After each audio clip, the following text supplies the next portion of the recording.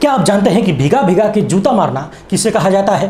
क्योंकि कुछ वैसी ही घटना आज दिल्ली की एक कोर्ट में हुई है। कोर्ट ने दिल्ली पुलिस की घटिया करतूतों का पर्दाफाश कर दिया। आज जिस तरीके से दिल्ली पुलिस की हरकतों से पर्दा उठा, यकीन मानिए उससे ज़्यादा शर्मनाक भारत जैसे लोकतांत्रिक देश में कुछ हो नहीं सकता।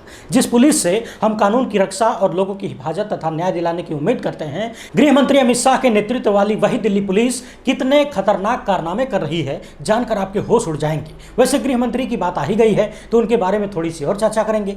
गुजरात पहुंचकर गृह मंत्री अमित शाह ने कुछ महत्वपूर्ण बातें कही हैं, लेकिन यकीन मानिए एक एक बात को सुनकर आप अपनी हंसी को रोक नहीं पाएंगे। इसीलिए पहले ही बता देता हूं कि हंसिएगा भैया अपने रिस्क पर, क्योंकि देश के गृह मंत्री की ये बातें हैं ही इसी लायक। अच्छा, एक बात बताइए, क्या आपने आश्रम नाम की वेब सीरीज देखी है? याद करिए, उसमें दिखाया गया था कि किस तरीके से रात के अंधेरे में बाबा के सेवादार लड़कियों को उठाकर बाबा की सेवा में लेकर जाते थे। ठीक वैसी ही चौंका देने वाली कहानी देश की महिला पहलवानों के बारे में सामने आई है। इसे सुनकर आप भीतर से हिल जाएंगे कि ये वही सरकार है और उसी के लोग हैं जो बेटी बचाओ बेटी पढ़ाओ का नारा देते थे। वहीं बिहार भाजपा के अध्यक्ष ने राहुल गांधी की तुलना ओसामा बिन लादेन से की है। बिहार के मुख्यमंत्री नीतीश कुमार के बारे में भी उन्होंने कुछ बातें कही हैं, मगर समझने वाली बात यह है कि विरोधियों को घेरते घेरते बीजेपी अध्यक्ष ने अपनी ही पार्टी की विचारधारा और लोगों के साथ बड़ा धोखा कर दिया है। यानी उन्होंने खुद ही खुलासा कर दिया कि कैसे वो अपनों को धोखा दे रहे हैं और उनका धोखा सबके सामने आ गया। इसके साथ ही कुछ अन्य मुद्दों पर भी विस्तार से चर्चा करेंगे, मगर उससे पहले आप सभी से अनुरोध है कि यदि आप में पहली बार देख रहे हैं तो फेसबुक पर हमारे पेज को फॉलो और लाइक कर लीजिए, यूट्यूब पर सब्सक्राइब करके घंटवा बजा दीजिएगा, वहीं बगल में ज्वाइन का बटन भी है, जल्द से जल्द ज्वाइन कर लीजिए। देश में मीडिया के नाम पर अब सिर्फ सोशल मीडिया ही बचा है, वो भी तब तक जब तक आप जनता हमारे साथ है। हमारा काम पसंद आए तो इस क्यूआर कोड या फिर मोबाइल नंबर का प्रयोग करते हुए हमें आर्थिक रूप से मजबूत करने का प्रयास जरूर करें। बहुत बहुत धन्यवाद। सबसे पहले आपको उत्तर प्रदेश स्थित क्योटो शहर का नमूना दिखा देते हैं। दैनिक भास्कर की इस खबर को देखिए। वाराणसी में लो वोल्टेज की वजह से लोग बहुत परेशान हैं, चक्का जाम कर रहे हैं। वैसे आपको बता दें, वाराणसी वही तथाकथित स्मार्ट सिटी है जहां पर भयंकर तरीके से बिजली कटौती हो रही है। और वाराणसी तो थोड़ा दूर है, लखनऊ से भी खबरें आ रही हैं कि लो वोल्टेज और बिजली कटौती एकदम चापो चाप चल रही है। लेकिन यदि आप इन घटनाओं को नकारात्मक ले रहे हैं तो आप गलत हैं। दरअसल वोल्टेज लो नहीं हो रहा है, आपका जो एसी कूलर पंखा है वो ज्यादा वोल्टेज ले रहा है। ठीक वैसे ही जैसे रुपया कमजोर नहीं होता, डॉलर मजबूत होता है। वैसे आप भारत की किस स्मार्ट सिटी में रहते हैं और वहां बिजली का क्या कंडीशन है, कृपया कमेंट बॉक्स में जरूर बताइएगा। बहरहाल, विश्व गुरु भारत की स्मार्ट सिटी के स्मार्ट बिजली व्यवस्था आप सभी को मुबारक हो। अब चलते हैं उस महत्वपूर्ण खबर की तरफ जो पूरे देश की कानून व्यवस्था और पुलिसिया सिस्टम के लिए शर्मनाक है। साल 2020 में उत्तर पूर्वी दिल्ली के दंगे तो आपको याद ही होंगे। इस मामले में एक मुस्लिम व्यक्ति को बरी करते हुए कोर्ट ने दिल्ली पुलिस को जैसी फटकार लगाई है, यकीन मानिए चुल्लू भर पानी में डूब मरने के लिए वो काफी है। जब देश की अदालतों में पुलिस के कारनामों का इस कदर पर्दाफाश होगा, अदालतें इस तरीके से फटकार लगाएंगी, तो फिर आम आदमी देश की पुलिस पर कैसे भरोसा करेगा। कोर्ट ने सीधे सीधे दिल्ली पुलिस पर आरोप लगा दिया कि दिल्ली पुलिस ने आरोपी को अपराधी साबित करने के लिए झूठा गवाह पेश कर दिया। और कोर्ट ने यह भी कहा कि ऐसा लग रहा है कि यह गवाह देरी से तैयार किया गया। दरअसल नूर मोहम्मद नाम के एक व्यक्ति पर कथित दंगों से संबंधित आरोप लगाया गया था। इसमें एक हेड कांस्टेबल गवाह के रूप में प्रस्तुत किए गए थे, लेकिन गवाह ने अलग अलग मौकों पर इस तरह की बयानबाजी की कि खुद ही फंस गया और दिल्ली पुलिस को भी फंसा दिया। गवाह ने दावा किया कि कथित दंगे का वह चश्मदीद है, लेकिन अदालत ने कहा कि यह समझना बहुत मुश्किल है कि जो पुलिस अधिकारी इतना सक्षम है कि वो भीड़ को रोकने का प्रयास कर सकता है, तो फिर जब दंगा और लूटपाट हो रहा था तो वो मूक दर्शक बनकर खड़ा क्यों था। इस सवाल पर यह गवाह कोई स्पष्टीकरण नहीं दे पाया, कोई सफाई नहीं दे पाया। कोर्ट ने यहां तक कहा कि कथित दंगा होने से रोकना तो बहुत दूर की बात है, हो रही घटना का वीडियो भी नहीं बना पाया साहब। इसके साथ ही अदालत ने यह भी कहा कि यह बिल्कुल भी यकीन करने लायक नहीं है कि जिस पुलिस अधिकारी ने अपने पोस्टिंग के क्षेत्र में अपराध को होते हुए देखा, उसने इस संबंध में कोई शिकायत नहीं की। उसने एफआईआर दर्ज कराने के लिए अभी तक थाने में कोई सूचना नहीं दी। उसने तत्काल पुलिस सहायता मंगाने के लिए 100 नंबर डायल नहीं किया और ना ही उसने कभी किसी अपराधी को पकड़ने का प्रयास किया। अदालत की टिप्पणियां बहुत लंबी चौड़ी हैं, पूरा बताने लगे तो बहुत समय गुजर जाएगा, मगर कुल मिलाकर इतना समझ लीजिए कि अदालत के भीतर दिल्ली पुलिस का पूरा प्लान एक्सपोज हो गया। यानी कि दिल्ली पुलिस झूठे गवाह प्रस्तुत करते हुए पकड़ी गई, आरोपी को जबरन अपराधी बताने की साजिश में पकड़ी गई।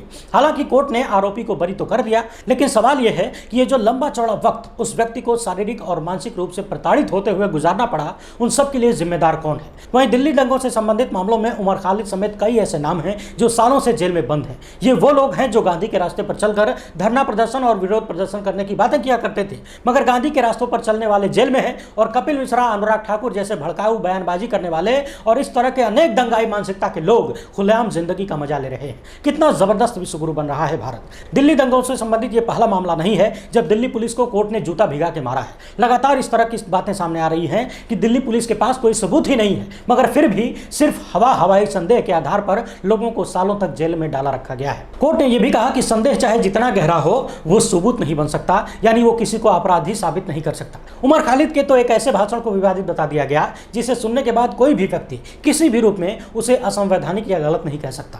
दिल्ली पुलिस ने यूं ही मुंह उठा के कह दिया कि इसी वजह से दिल्ली में दंगे भड़के, मगर दिल्ली पुलिस की नजर एक बार भी कपिल मिश्रा और भाजपा के केंद्रीय मंत्री अनुराग ठाकुर की तरफ नहीं गई।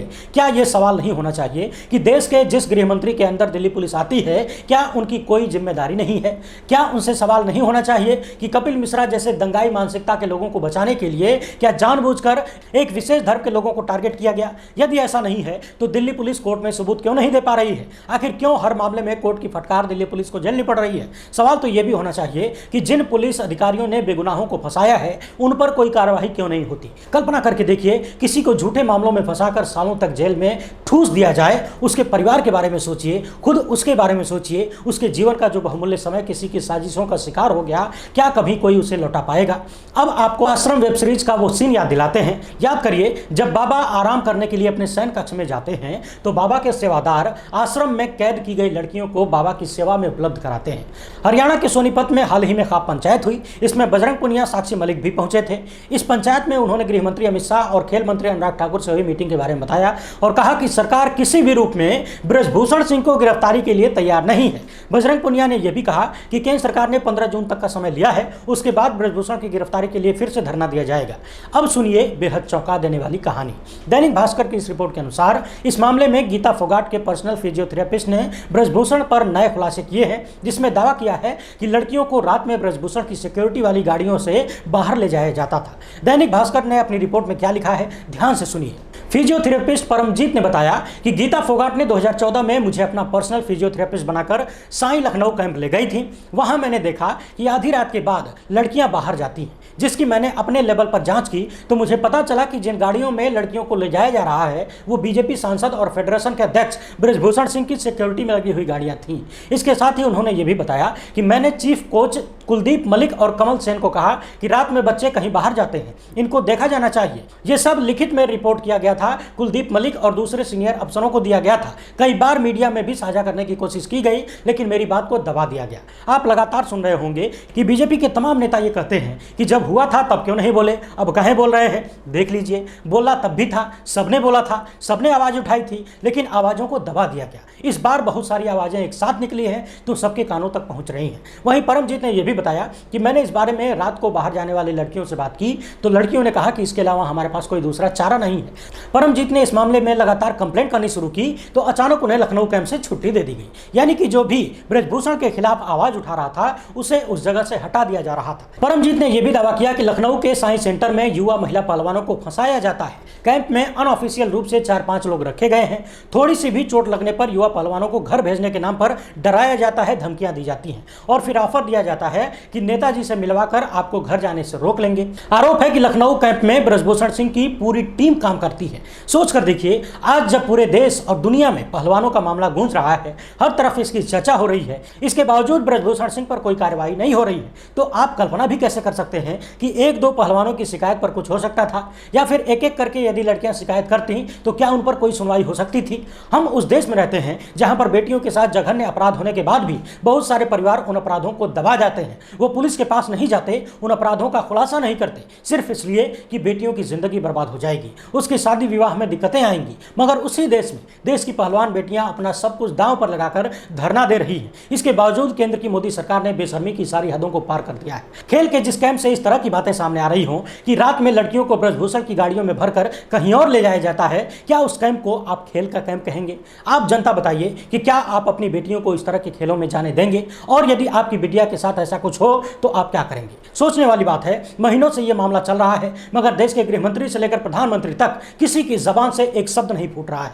घंटों घंटों तक मन की बात करने वाले और मन की बात के नाम पर बेमतलब की बात करने वाले प्रधानमंत्री जी इस मुद्दे पर अब तक एक शब्द नहीं बोल पाए हैं और ना ही एक ट्वीट कर पाए हैं। सच में यह मामला एकदम ऐतिहासिक है, इतिहास में स्वर्ण अक्षरों में लिखा जाएगा। वहीं देश के गृह मंत्री आज गुजरात पहुंचे थे। यहां पर उन्होंने राहुल गांधी और कांग्रेस पर खूब सारे आरोप लगाए। मैं चाहता हूं कि आप एक एक बात को सुनते जाइए और गुनते जाइए।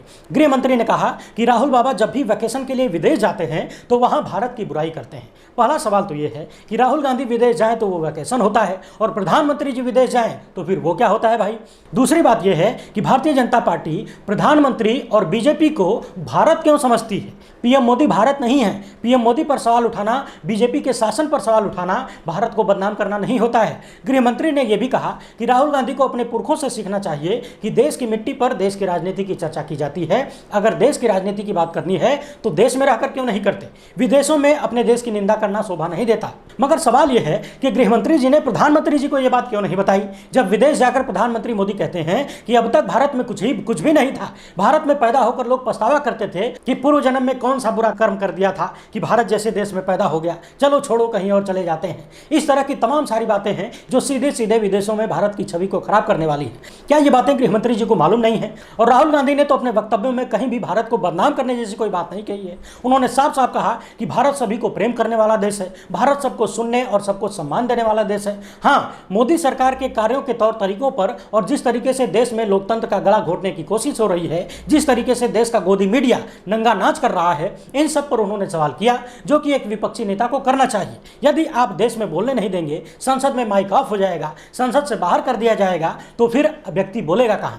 वहीं गृह मंत्री अमित शाह ने यह भी कहा कि यूपीए सरकार के 10 साल में 12 लाख करोड़ रुपए के घोटाले आज भी लोगों को अच्छे से याद है। मगर सबसे बड़ा सवाल यह है कि यदि यूपीए सरकार में 12 लाख करोड़ का घोटाला हुआ था अमित शाह जी के अनुसार, तो फिर 9 सालों से आपकी सरकार है, क्या कर रही है? क्यों नहीं राहुल गांधी, सोनिया गांधी, रॉबर्ट वाड्रा, प्रियंका गांधी, इन सभी कांग्रेसियों को उठाकर जेल में ठूस दिया गया? 2G से लेकर तमाम मामले कोर्ट में फुस क्यों हो जाते हैं? आखिर कब तक देश की जनता के सामने बरगलाने वाले आंकड़े देकर आप कांग्रेस पर आरोप लगाते रहेंगे और टोपी पहनाते रहेंगे? यदि यूपीए सरकार में घोटाले हुए तो आरोपियों को सजा क्यों नहीं मिली? गृह मंत्री अमित शाह ने यह भी कहा कि मोदी सरकार के 9 साल आजादी के 75 साल में इतिहास के सुनहरे अक्षरों में लिखे जाएंगे। बिल्कुल लिखे जाएंगे। लिखा जाएगा कि इन्हीं 9 सालों के बीच नोटबंदी की गई, जिसने देश की अर्थव्यवस्था को चौपट कर दिया, जिसने पूरे देश में गरीब जनता को लाइन में खड़ा कर दिया। एनआरसी से लेकर किसान आंदोलन और अग्निवीर से लेकर पहलवान बेटियों के मामले तक को सुनहरे अक्षरों में लिखा जाएगा। आए दिन पुलिस कस्टडी में हो रही हत्याओं को भी सुनहरे अक्षरों में लिखा जाएगा। वहीं गृह मंत्री ने यह भी कहा कि आज विपक्षी दल भी मोदी सरकार पर करप्शन का आरोप नहीं लगा पाते हैं, जबकि हकीकत यह है कि पूरी दुनिया के अब तक के सबसे बड़े कथित फ्रॉड का आरोप प्रधानमंत्री के सबसे घनिष्ठ मित्र गौतम अडानी पर लगा, मगर जांच के नाम पर कुछ भी नहीं। जांच तो बहुत दूर की बात है, प्रधानमंत्री जी अडानी का नाम तक अपनी जबान पर नहीं ले पाए। राफेल से लेकर जासूसी कांड तक और गौतम अडानी को अलग अलग देशों में ठेके दिलवाने तक आरोप तो बहुत सारे लगे। अब यदि गोदी मीडिया सरकार की जूतियां चाटता रहे तो फिर जनता तक असली बात पहुंचे कैसे? बीजेपी के तमाम नेता हमेशा कहते हैं कि सुप्रीम कोर्ट में हमें क्लीन चिट दे दी, लेकिन यह नहीं बताते कि सुप्रीम कोर्ट ने कहा क्या। सुप्रीम कोर्ट ने साफ साफ कहा था कि केंद्र सरकार ने जांच में सहयोग ही नहीं किया, यानी कि जांच हुई ही नहीं, तो फिर क्लीन चिट कैसी? मगर बात वही है कि झूठ बोलो, झूठ बोलो, झूठ बोलो, झूठ बोलो। गृह मंत्री जी ने यह भी कहा कि कांग्रेस के शासन में आलिया मालिया हर दिन पाकिस्तान से भारत में प्रवेश करती थी, लेकिन उस समय के प्रधानमंत्री मनमोहन सिंह जी कुछ बोल नहीं पाते थे। मोदी सरकार ने आकर सर्जिकल स्ट्राइक और एयर स्ट्राइक की और पाकिस्तान में घुसकर आतंकियों को सफाया किया, लेकिन गृह मंत्री जी ने इस बात पर कभी जवाब नहीं दिया कि सत्यपाल मलिक जी ने मोदी सरकार पर जो आरोप लगाए कि पुलवामा हमले को होने दिया गया, देश के सैनिकों को जहाज नहीं दी गई, इस पर क्या कहा जाए। और यदि देश की सीमाएं इतनी ही सुरक्षित हैं तो चीन हमारी सीमा में घुसकर सैकड़ों वर्ग किलोमीटर की जमीन कैसे कब्जा लेता है, जिस तरह के आरोप लगातार सामने आ रहे हैं। बिहार बीजेपी के अध्यक्ष हैं सम्राट चौधरी। उनका कहना है कि Rahul Gandhi Osama bin Laden की तरह दाढ़ी बढ़ाकर प्रधानमंत्री बनने की इच्छा रखते हैं। वो दाढ़ी बढ़ाकर सोच रहे हैं कि मोदी जी की तरह हम भी प्रधानमंत्री बन जाएंगे। हालांकि प्रधानमंत्री जी ने तो पीएम बनने के बाद दाढ़ी बढ़ाई थी। आरोप लगा कि पश्चिम बंगाल के चुनाव को देखते हुए रविंद्रनाथ टैगोर जैसा दिखने के लिए उन्होंने दाढ़ी बढ़ाई थी। बहरहाल उन्होंने कुछ नहीं बताया कि दाढ़ी क्यों बढ़ाई थी। बिहार बीजेपी अध्यक्ष यही नहीं रुके, उन्होंने कहा कि हम लोग राहुल गांधी को 50 साल का बच्चा मानते हैं। वहीं नीतीश कुमार को आड़े हाथों लेते हुए उन्होंने कहा विपक्ष में पीएम का उम्मीदवार कौन होगा ये तय ही नहीं हो पा रहा है। मुख्यमंत्री नीतीश कुमार की मानसिक स्थिति ठीक नहीं है। उनका हाल गजनी फिल्म के आमिर खान की किरदार जैसा हो गया है। और आगे बोलते हुए उन्होंने आमिर खान की एक और फिल्म दंगल के गाने का भी जिक्र किया और कहा कि बिहार के लिए नीतीश हानिकारक है। इन बयानों से एक बात तो साफ है कि बिहार भाजपा के अध्यक्ष आमिर खान की फिल्में देखते हैं, यानी कि एक तरफ तो बीजेपी की विचारधारा से समर्थन करने वाले लोग आमिर खान, सलमान खान, शाहरुख खान जैसे एक्टर्स की फिल्मों का बायकॉट करते हैं, दिखावा करते हैं, और दूसरी तरफ चोरी छुपे फिल्में देखते भी हैं। बिना देखे कैसे मालूम होता कि गजनी कौन है और फिल्म दंगल का गाना कौन सा है। वैसे अच्छा होता कि दंगल फिल्म का जिक्र आ ही गया था तो पहलवान बेटियों के बारे में भी कुछ बोल देते। फिलहाल इस वीडियो में इतना ही। हमसे जुड़ने के लिए बहुत बहुत धन्यवाद। जय हिंद।